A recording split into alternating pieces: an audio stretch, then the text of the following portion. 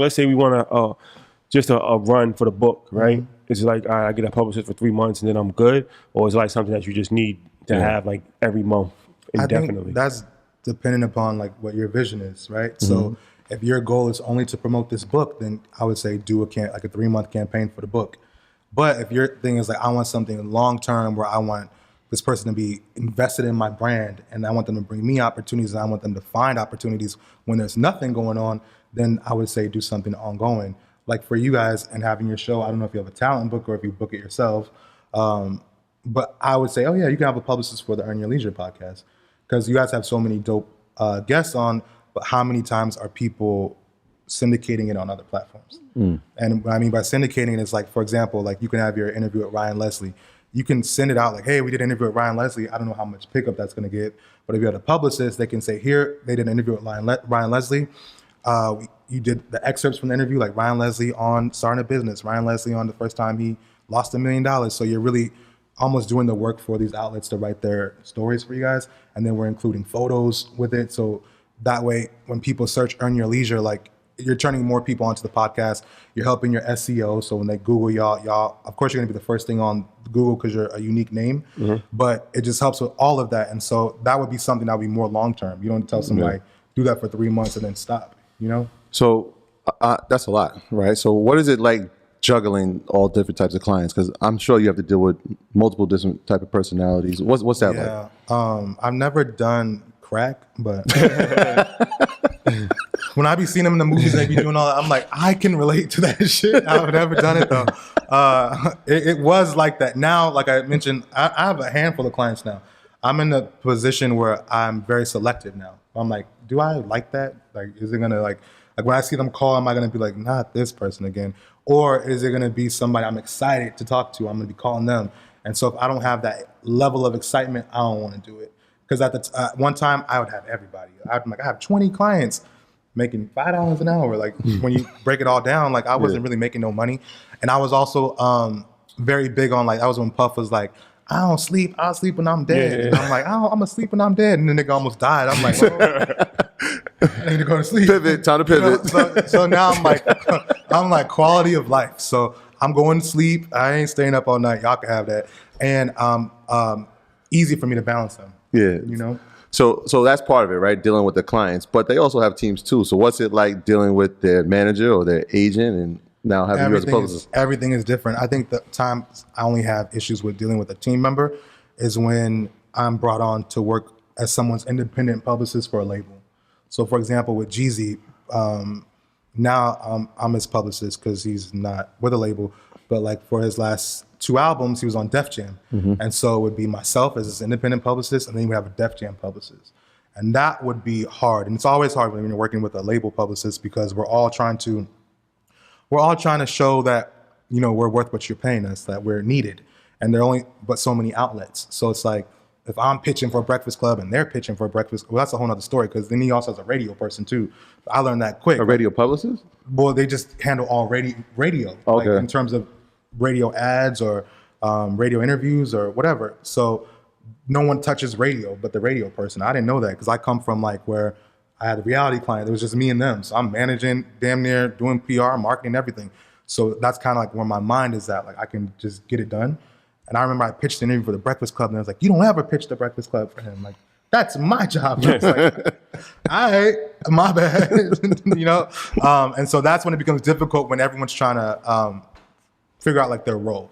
Even with the publicist, it's like, if I'm pitching for, let's say, Source Magazine and he pitched for Source Magazine, it's like, and I got it. It's like, why talk to them first? It's like, yeah, but did you get it though? No. And it happened for me too. It's like, well, I was talking to them for 2 weeks, but they went around me and talked to somebody bigger and they got it. And so like now that's something that he got to put on his press recap for the month. And I'm like, I ain't get that, you know? But I did a lot of work. So that's hard. And it's hard, that's hard in terms of like logistically. But I think mentally for me, it's hard too because I was always in those scenarios considered like the urban publicist. Even with Jeezy at one point, I'm like the urban publicist. After he's leaving the label, he's with a big firm, Sunshine Sachs. And so it's like, well, this is my, for lack of better terms, even to be frank, like this is my white publicist and this is my black publicist. So when it came to me, it was like, although I can go and get you like Us Weekly and get you in People Magazine just as well as I can get you on Breakfast Club and Source, and hell, even like on Gossip, if we want to go just all layers of it, they would only send requests to the white publicists for white stuff. And then for me was like, get me on Double XL, get me on Fader, get me on Complex. And that was also, I'm not gonna lie, that's the same scenario I had with Nick Cannon. But Nick had a million publicists. Like he had a publicist for Wild 'N Out, a publicist for the radio show, a publicist for his acting. Then here I am doing the PR for the music. And so it's like, I remember I told Nick, I'm like, hey, I got this opportunity. You can go on Larry King, you can go on The Real. He's like, I don't want to do that. I'm like, okay, well, what do you want to do? He's like, I want to do an interview with This Is 50. I'm like, no shade to This Is 50, but I was so happy. I'm like, a TV booking, like that's what we want. Like we want TV bookings because there's not as many. Like with a digital outlet, you can have a million stories on there. You can do everybody. TV, it's it's only 5 days a week. There's limited slots, so you feel like you did something when you got it. And he was like, no, I don't want to do it. And I'm like, all right, you don't want to do it. I'm like, what about cooking with Snoop and Martha? He's like, nah, I don't want to cook. This Is 50. I'm Gossip. I'm like, all right. And so because I'm the black publicist in that scenario, like I'm not even black. I'm not going to use race for Nick. I'm the music publicist. He just wants hip hop. He wanted to be an artist, or he's an artist. He wanted hip hop outlets. And then the person who does his general press would go out and get those TV opportunities. So it becomes hard working with other people in scenarios like that. I would much rather, I won't say I much rather, I was going to say I would much rather work alone, but I would work as a team if, everyone was on the same page, which a lot of times it's not, because we didn't all start together. It's like, imagine you're my publicist and we work and all of a sudden I'm like, this is my other publicist now. You will kind of feel away like, well, what you needed him for? I wasn't doing good.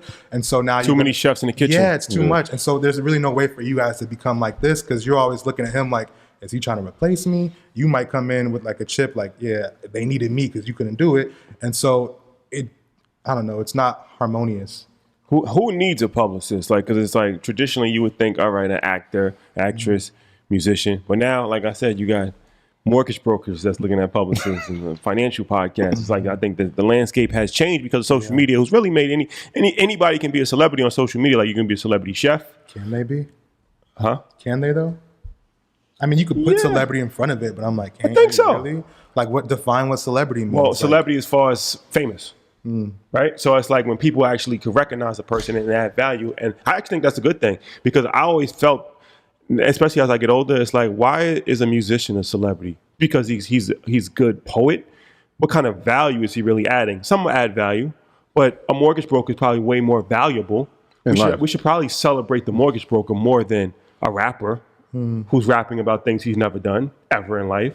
Yeah. No disrespect to the rappers, but it's just reality, right? It's like even a ball player is like, okay, you can dribble a basketball, you entertain us, but what real value are you adding, right? Like maybe a school teacher should be celebrity over a basketball player. Or champion. Maybe champion is the word. Champion, celebrity, whatever. Yeah. But all right, so when you're saying school teacher and basketball player, are you equating that to like money earned or in terms of notoriety? Notoriety. So we should all know every school teacher should be a celebrity. Absolutely. There's too many. Absolutely not. But every basketball player shouldn't be a celebrity either, right? But what I'm saying is they're not. I turned some down. I don't even know. No, they are. But I'm just saying that social media, I think, has created a platform. Like we've interviewed people who have like I know a school teacher who has more followers than half of the NFL players. What's she doing? OnlyFans? No. No, I'm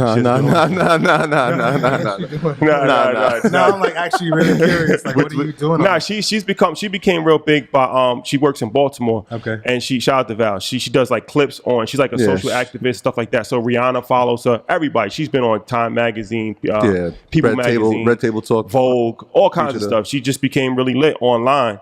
Red Table, everybody. Yeah. So I say that to say she probably has more press, more write up, more than the seventh man on the Lakers.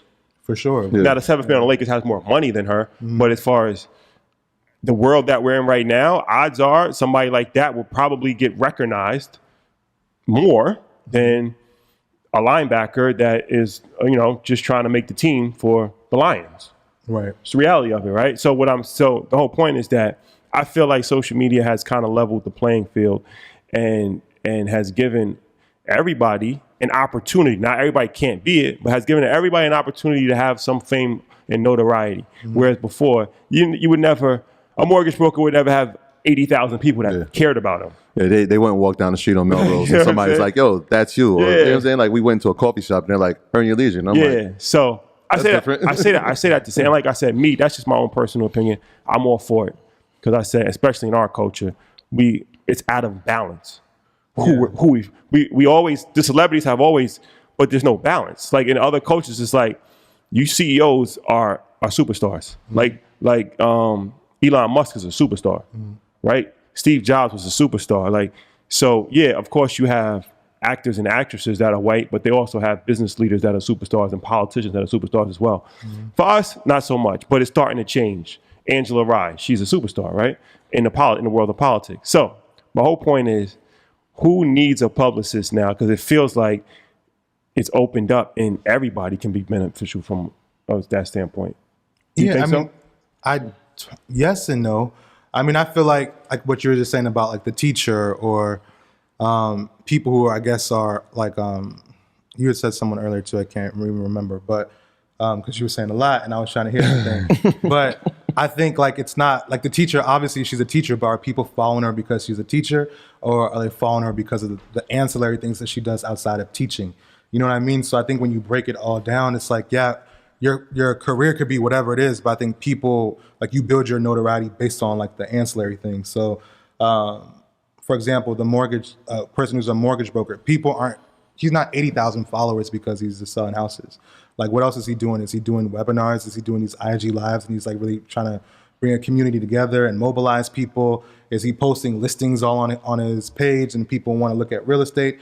And so it's like, you're not getting it just because of like the career, where I don't know if that was what you were trying to say at one point, which is like teachers should get more than like the basketball. No. I'm saying like as far as who actually needs a publicist, like because I think is it just for musicians and entertainers, or is it for business people? Is it for creatives? Like, I think it's for every industry, because every industry there's something that you can maximize on.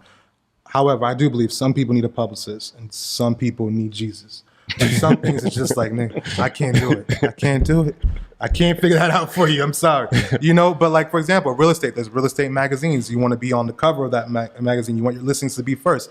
That's something you can get someone who does marketing or publicity for you. That's going to obviously help your business. I think anything where you can make money off of, like, yeah, you could potentially have a publicist, because it's going to bring more revenue to you. Because all PR is maximizing your exposure, and more exposure is going to bring more money. So like if I own an ice cream truck, I want to maximize my exposure. Now, I don't know who's going to interview the ice cream guy. That might be more of a job for someone who does marketing to get them out there more. But I think definitely would agree then with your point. My graduates from my school being Forbes, bag drop. Bag drop. A mic drop, bag drop. Bag drop.